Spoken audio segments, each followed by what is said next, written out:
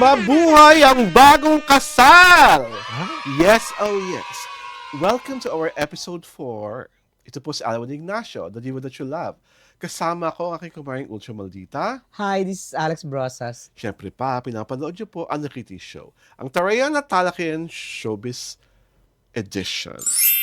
Diba? So, Mare, bago natin simulan kung sino nga bang pinagsisigawan ng lahat na mabuhay na ang bagong kasal. Ilan na ba ang ating subscribers? Well, we now have 15,337 Go! plus subscribers. Thank you so much for loving. Thank you so much for supporting. And thank you so much for always making us feel that you love us. You really love us. And since we are talking about love, totoong-totoo na po.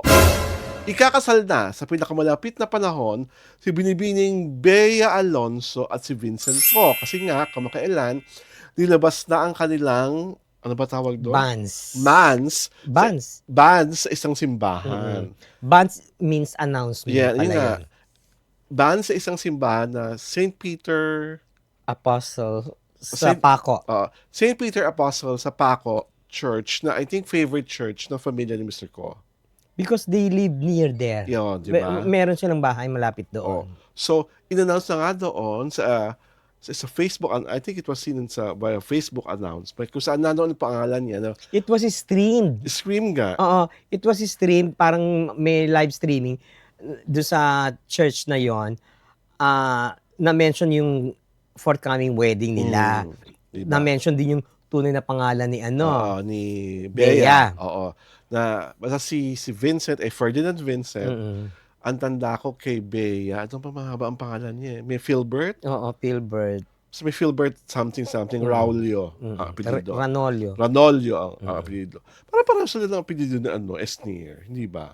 Oo, para. Diba, Ranolio rin si Esnier? Magkaanak pa sila. But Parang anyhow, layo. ang magandang kwento doon is that, how true, Mare, sa Spain nga raw ikakasal? Andalusia, Spain. Because Andalusia. ang rumor is they will take the wedding vows sa Andalusia, Spain because may vineyard yung pamilya ko. Vineyard yung pamilya ko. And you must remember... May bahay si Bea doon. Hindi, bukod doon.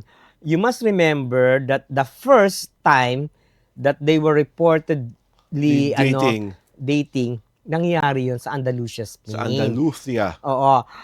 Kasi 'di ba nag-post ng picture the beach photo. Si Bea, tapos nag-post din si Vincent. Na-notice ng mga to, ay, parang iisa ang lugar. That's where it all started. So, when we posted the announcement of the marriage of Daily Tribune, nakakatuwa, sa Daily Tribune Live, I wrote about it, nakakatuwa, ang dami-daming positive comments. Halos puro positive comments. Yeah. Walang nang nega, walang nang bash. And relatively, I even remember someone who wrote na parang she was so happy that finally, Bea found the one. Because Bea is 37 years old na. So it's about time because her clock is clicking. Talagang dapat na. Nararapat na. Saka si Vincent is already 45. In his 40s. Para silang yung kaedara nila Yunbin at nung napangasawa niya na 40-41 nung kinasal. Sorry, I don't know them. Diba? Yung mga they're Korean superstars. Diba? Pareho silang of that age already. So, tiyak makakabuo pa yun ng isang anak. At least papalala naman mo, twins. Yeah. Diba? Okay, makadalawa man lang, di ba? Oo, di ba? So, kasi Bea is relatively, in age of modern science, pwede pong makaanak ng triplets, quadruplets, at kung ano-anong plets. Kaloka. So, ikaw, anong reaction mo nung lumabas na tong bands na to?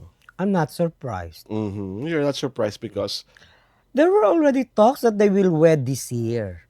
There were already rumors that the wedding will take place this year. So it's not a surprise anymore to me. Diba? Ako, what I like about it is that the way they handle the relationship na simple lang.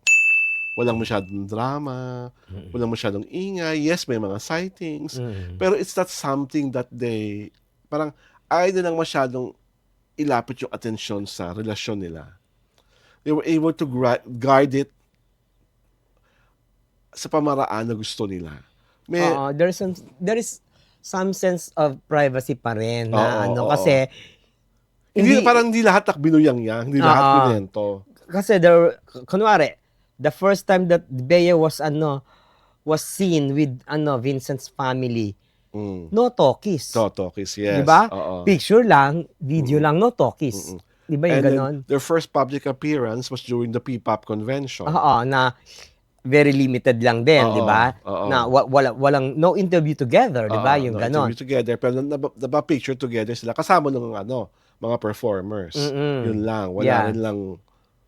So ako natutuwa ako sa ganung handling, very mature. Hindi hindi kasi hindi atat sa atensyon. Kasi tawag dito, iba yung iba yung dynamics ni ni Vincent. Kasi businessman siya. Oo, yes. And it's really reported na he's like parang in a way a shy person. Oo. Ano siya, medyo medyo aloof, 'di ba? Hindi siya hindi siya ang tawag dito, open. I think hindi siya comfortable do sa limelight na dala-dala ni Bea. Yeah. But I don't think he's that aloof because when you see him presiding yung mga Pure Gold events with his employees, he's very relaxed. Magaan siya. It's because it's business. Diba? Hindi yung mga empleyado kasama niya. Oo nga, it's all business, diba? Saka when there was a moment na na-capture sa video before na nakikipagkamayan siya, nakikipagkuntahan kay Coco. At saka there was a time na they partied with celebrities. Pero makikita mo, may certain Oo. Si Vincent, parang, hindi siya give na give. Di ba? Parang kasi still parang feeling the waters. Pinapakiramdaman niya pa kung paano ba ako dapat gumalaw sa mundong ito. New entrant siya sa showbiz world di ba? Lalo na't Bea is a very alam, big name in a way sa show business. Pero at least, he was able to wade into the waters with Bea, di ba? Di ba? Yun ang maganda doon. And I'm sure Bea sooner or later makaka-wade rin sa business environment ng mga ko. Kasi nagbi-business na rin siya. At mas maganda yung... Di ba may luggage business siya? May luggage business, may diamonds pa. Di ba? So, ako, yung ganyang mga mature kind of relationships, nakakatuwa na parang nagpapabura siya ng mga pananalig ng lahat na walang forever. Diba? You think it's forever? Ha? You think it's forever? Yes! Ba't ka pa magpapakasal kung di rin lang forever? I don't jinx people who get married. Lalo na kung alam ko naman nagmamahalan silang dalawa. Hindi naman niya kagaya ni ano at ni ano. Hindi nga maamin, di ba? Diyos ko. Ba? Diyos ko. May emi pa nga na magpapakasal na daw, nagpapagawa na daw ng bahay. Yun yung pinapalutang ng mga Baka mabasag ko itong answer. Yun yung mga pinapalutang ng mga dilulu na nagpapagawa na daw ng bahay. Sino? At ikakasal na daw. Sino? Ay, naku. Huwag na natin pakalanan na maging topic naman siya for today. And basahin na natin ating mga letter senders dahil talagang parang gusto naman natin bumula at magpakulo ng kung ano-ano mula sa aming isang magmamahal talaga sa amin, basa, Mare. Kung Lenny Paras, kung gusto nyo ng matino at matalinong talakayan about showbiz happenings, dito na kayo. Nag-subscribe at mag-like mga Katiti. Di kayo magsisisi. May humor din at masaya ang tandem ng Double A na sina Ma'am Alex at Ma'am Alwin. More power po. Wow. Maraming salamat, Lenny. And this is so close to my heart. So, eto na naman, my God. So I have to read this. This is from Floyd and JD Tena. But of course, it was Floyd who wrote it. Floyd, sabi niya, salamat, ha ha ha. At salamat sa pag-plug mo ng Roja. Love you, friend. The diva that you love. Oh. JD is his son. His son? Anak niya. Oo. So, Floyd and JD, hello. Thank you for watching the Hiti Show. Basa Mars. Sino to? Michael Yi. So, kaumay na yung Kim Pao News na ayaw namang umamin. Bigay nyo na po yan sa Abante, total. Every program doon, Kim Pao. Kaya nga hindi na ako nanonood doon eh.